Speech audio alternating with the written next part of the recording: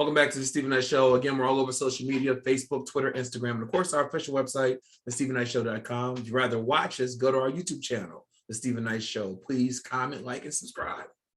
All right, so it says it needs to be done right when it comes to any Juneteenth related event. Now, during the pandemic, Juneteenth, a lot of people didn't know what Juneteenth was, but a lot of people were taught during the race reckoning and everything. Unfortunately, for one group, the organizers in Little Rock, Arkansas, have faced backlash on social media once a leaked flyer for their Juneteenth Soul Food Festival and market circulated online last Tuesday. According to Arkansas Times, due to the lack of African-American representation, people didn't approve of the upcoming event, which led to the festival being canceled. One of the event organizers, Muskie Harris, a Black former Razorback football player, said that he's canceling the festival because of its instantaneous uproar. He said, "I got a rope around my neck and I'm tarred with feathers over an event that's already dead." Musk says that the flyer, which showed 3 white people, Rex Nixon, Heather Baker, and David Basil, wasn't the final image. So this leak image was just proof that not the final version. Unity was supposed to be the theme of the event. It got perceived in the wrong way, and my sponsors said to leave it alone. It's dead. It's dried up, and a lot of sponsors did start backing out of the event and citing that no, we're not part of this. We're not doing this. We're not doing this. They want to keep their name. The Urban League of the State of Arkansas, they were one of the organizations who stepped out as well, and the Arkansas Juneteenth Unity Foundation just itself as well. What were these people thinking? Lynia, when I saw the flyer, I saw it maybe last week, and everybody was saying, "Is this real? Is this real?" First of all, that's why they say they don't have representation. It's important to have representation, because someone would have been in the room like, First of all, I'm mad that his name is Muskie. Second of all, I just looked at his picture. Third of all, it's Arkansas. Why are we surprised? Why is there a constant thing of not proofing your stuff? Why is it a constant thing of not checking in your stuff? Because it was leaked because somebody felt that it wasn't right. Yeah. Because obviously, I'm gonna have to leak this because somebody leaked it because they felt it wasn't right, but they weren't in a position to say anything. So that's why it was probably leaked.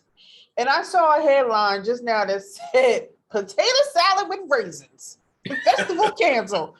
Listen,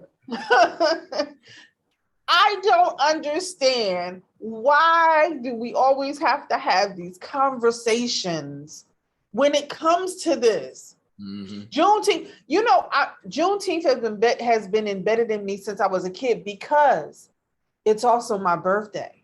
Mm-hmm. So that's why I know about Juneteenth, because it's also my birthday. I share my birthday with Juneteenth. So I've known about this since I was younger. My African dance teacher, taught us about it. I grew up with it. So I've always known. Everybody else is just catching up. Right. I've always celebrated Juneteenth every year. Everybody else is just catching up. But this right here, never mind. I ain't gonna say what I really was. Adam, you go ahead, baby. Well, I agree with Lynia. People leak things for a reason, and obviously someone knew this was wrong. And the way that Muskie is trying to cover it up by saying it's a proof and not the final version, but this should have never even been a proof. He knew what was going on, and I mean, of course, I can come up with some theories, but maybe they were going to make 2 versions: one flyer to go to one audience and one flyer to go to another audience. And someone figured that out, and they leaked it, and he got caught. And I'm glad, good outcome. Everyone backed out. They don't want to get involved with this. This was a bad idea. But yeah, it's crazy that people still think this way and still try to get away with it, right? Yeah. It's I mean, and yeah, the location is definitely a big factor, but these things can happen anywhere. So it's thank the leaker, always be vigilant, always kind of, if you see something, say something, like they say on the metro. But yeah, though this shouldn't be happening. I knew it smelled funny because of his name, Muskie. Muskie, old Muskie. Yeah, and oh man, I don't know. Football players have their own problems, especially with brain damage and all that stuff. But this might be a case of that too. But like, yeah, this is wild. Yeah, I saw it. I'm thinking, I said, this must be fake. This must be fake, but apparently it's not. And I don't know if you're going to share the image on the YouTube or Instagram, but people got to see the flyer. I see the flyer. I went to the website of that Steven shared, and I see the picture. It. I need to see the flyer. I'll send it to you. Send it to me. I need to see it. You will, yeah. You'll get a kick out of it. Well, we want to talk about Lynia. I know you wanted to talk about this. This young lady, Shakara Terry. She was described as a loving mother to her 2-year-old and a proud owner of the many blessings in paradise daycare on the east side of Indianapolis, but with her twin sister, I'm sorry, referred to her as those things. But unfortunately, 31-year-old, she traveled from Indiana to DR to have a BBL and tummy tuck surgeries. Now, she passed away there. Her and her friend, one of her longtime friends, they went there. And her friend said that she noticed that Shakara wasn't recovering, that she wouldn't leave the bed when they were there, wouldn't go down from the hotel to do something to eat, things like that. And so she was hospitalized, but she was told that she was fine, just needed, to be sedated to heal from the surgery by the hospital staff. But then when she went to go see her, she saw all these tubes and things down her, and she couldn't believe it, like what happened.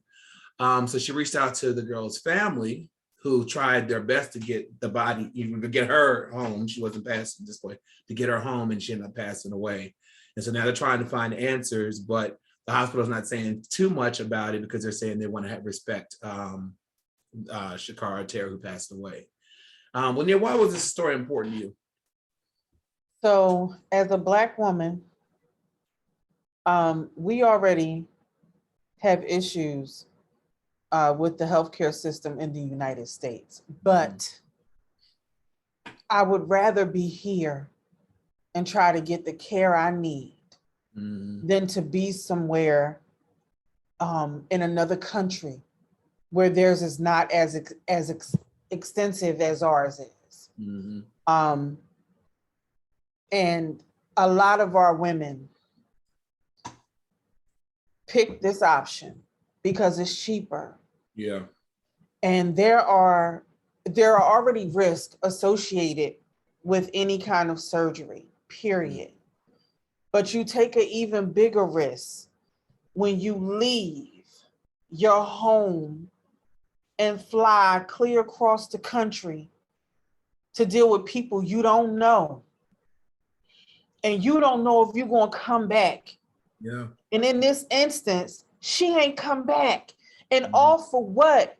Because 9 times out of 10, women are out here augmenting their bodies, not for them, but because of all the stuff that is shoved down our throats on social media on a constant basis, and what people are telling you how you should be and how you should look and how this is going to help you get a man if you got this big old behind and this small waist, and everybody out here looking the same, but your mental is messed up. And this is such an important story. And I joke a lot about wanting to get liposuction and stuff like that. But let me tell you something. I ever get the money to give me some lipo, it's going to be here. Even though my boyfriend will never let me do it. But it's going to be here. And I'm going to research and, and do my due diligence, because you really can't research those doctors in those other countries. You're only going by how many people said that they got their work done, or 9 times out of 10, they looking on pictures on Instagram. Oh, his pictures look good. His before and after look good. I see it. I see it. And it's so frustrating because she's not the only one. Yeah. Because then you still got to worry about maintaining that. So guess what? Even though her friend just died, the girl that went with her, when she gonna need some maintenance, guess where she gonna go? Because she said it wasn't me. I made out okay. I just saw another lady go through something, issues that she had from surgery. She flew right back over wherever to get it fixed. I don't understand. Like, I just don't understand. This is way bigger than this forum right here. Yeah. And it really needs to be addressed, because if there's a Dove commercial that touches on our little girls seeing this constant barrage of you gotta look like this, you gotta fit this mold, it gotta be this way, your hair, your skin, whatever, like you're not pretty, you're not beautiful. I've heard that enough in my life, but I'll be damned if I oh man, I'm sorry. Yeah. No, you're right, because Nicki Minaj, she said in a recent interview that she felt the pressure from Lil Wayne and whatnot. Not saying they told her to do it, but the way they would talk about women, their bodies, things like that, she felt that she needed to get a BBL surgery, have that done. But there was also this surgeon. He said that's one of the most dangerous surgeries to have, because you go the wrong way and you can cut an artery. Yeah. And people do die from that. And then you have women that are they can't afford it altogether, and so they're having done in hotel rooms by people that aren't even doctors and things like that. That's somebody putting cement in your ass. Cement. Like that is something mentally wrong with you if you think that that's okay. Yeah. Jesus. Adam, what are your thoughts on this? No, I agree. It's truly tragic, and I don't think I can put it any better than Lynia has said it. I mean, she put it perfectly, and all I can say is I agree with what Lynia said 100%. This is the truth, and very well put, Lynia. This is definitely something, and like you said, the awareness. All we can do right now is bring that awareness, so we can at least get the conversation going and let people realize that tragic things like this don't have to happen. 31 with a 2-year-old, the baby, and they're looking at people like Nicki Minaj, and of course Kim Kardashian is never going to admit it, but we all know. You know what I mean? Like, y'all ain't natural. Her, Chloe, Nicki Minaj, like, y'all not natural. But then y'all come out and it's like, oh, I love me. Even Cardi B, like, I love me, ... But you're still projecting an image. And part of that image, you decided to take on that because you wanted to get to a certain place in your career. So what was more important? You signed a deal with the devil, for real. Because you got to maintain that for the rest of your life. And they got it when they were young. They were like, it's different, older women get some work done. They were young when they started these surgeries. And now you put yourself in a position when you get older, you're going to look like you really had. I love Lil' Kim. You can't even tell who she is now based off of who she was. And I thought she was beautiful. Yeah, she was. Back in the day. Lil' Kim was beautiful to me because I saw me just looking at her, not the half nakedness, but just seeing her. Right. I thought she was beautiful. Yeah. And that's, I could have swore, like, before any kind of surgery, you're supposed to get some sort of psychological whatever. I guess they did away with that. Yeah. Well, K. Michelle, she has the whole show about the botched surgeries. Remember, she almost died. She's had to have like 30-some surgeries to reverse what was killing her from the procedure she had done. So people need to really do their research, do your research for sure. But our thoughts, prayers are definitely with that family. All right, last story. So a Greenbelt City Police, they're investigating a bizarre squat incident. 2 roommates returned to their Maryland apartment after a week-long vacation to find nearly all of their belongings were gone and 2 strangers sleeping in one of their beds. The residents reported to the police that after entering the apartment, they found 2 suspects, a man and a woman, sleeping in one of their beds. The suspects told the residents they took all their property, and the reporter became aggressive with the victims, tackling one before eventually fleeing the scene. He tackles me. I'm like, sir, this is my home. You're not gonna leave? He's like, no, I'm just saying you're gonna call the police. I'm not gonna give you your apartment. You're just gonna call the police. So Greenbelt City Police say that they were aware of this situation, and they have officers patrolling the area. They said, I just couldn't believe that this was happening to me. I see it on TV. One victim explained to Fox 5. They really took over my apartment. I was just trying to remain calm, but at the same time, I couldn't believe that this was happening to me. I come home and literally 2 people are in my bed relaxing. Adam, now that's up in your neck of the woods. DMV. What do you think about? Just imagine you and Abby coming home and people just in your bed. It's one of those like surreal things, and I could see why they were like shocked and like wondering, how do I respond to this situation? That you think like this is like out of a sitcom or something. Yes. I think I would be very surprised too, and I mean it's crazy, and I know housing prices are going out of control, but this is wild. That like, I mean, that's I'm glad, like, hopefully I'm glad they're safe and everything like that, but I don't know how I would respond to that. Lynia. So with the way my life is set up right now, I will say this, I agree with Adam in regards to I'm gonna be shocked in the beginning. And then what happens is I'm going to move very, very slowly to where my gun is. And then I'm going to commit to busting the cap in somebody's ass, because it's going to be stand your ground in my apartment, period. And I saw some of the video, and in the video, the dude was like, oh, I'm going to tell you how I got in. I'm going to tell you how I got in. I was over here, and you see what happened over here with this window. And like, she was too calm for me, and these people was in your crib, because it should have been things happen simultaneously. It should have been like, mother, right.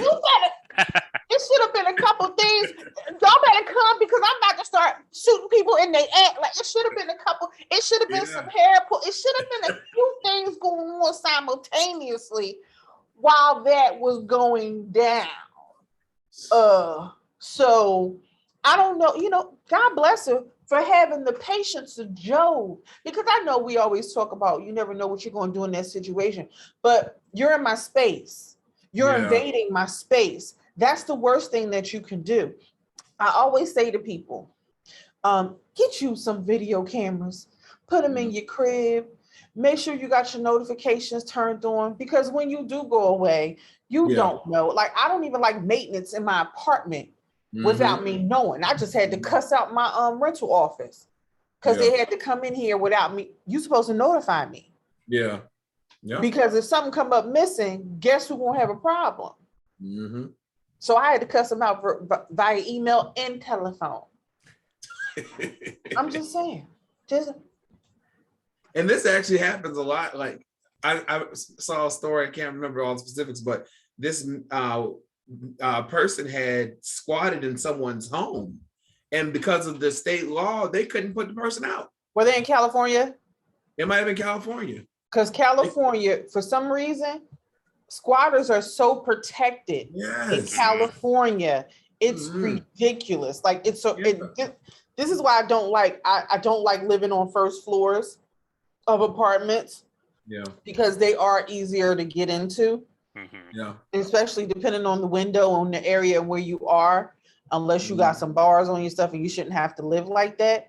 But California's laws for squatters, it's like squatters have the best rights. I've seen people go in people's houses in California, and they be like, oh, we live here, we ain't leaving. And this person was eating the food, making sandwiches. Chilling. Chilling. It's an Airbnb style, Right. Without the paying for it. Exactly. It's a trial. Short-term stay. I watch. Well, the Lynia teller watching those crime shows, whatever. There was something on Netflix. This woman, she had met this guy, and Well, he was renting a room out of her apartment, and he refused to leave. He started moving furniture, moving chairs into his room, and she asked, "Can you please leave?" No, I'm not leaving. I'm not going anywhere. It took her like 4 years to get him out her apartment. That's wild. Like, how do you, like, I don't even understand how do they even have rights like that to where I'm paying either a rent or a mortgage and somebody decided to come commandeer my place of residence and I gotta fight and pay money to get them out. Yeah. Oh no. Somebody gonna die. Right. Well, listen, Adam and Lynia, thank you both for hot topics. Lynia, you have something? I'm sorry. Oh no, I'm wait till you to finish. Okay, thanks for hot topics. Adam, I'll see you in movie reviews. When we come back, our interview with Joy Starr. Right back after this. I do have something to say though.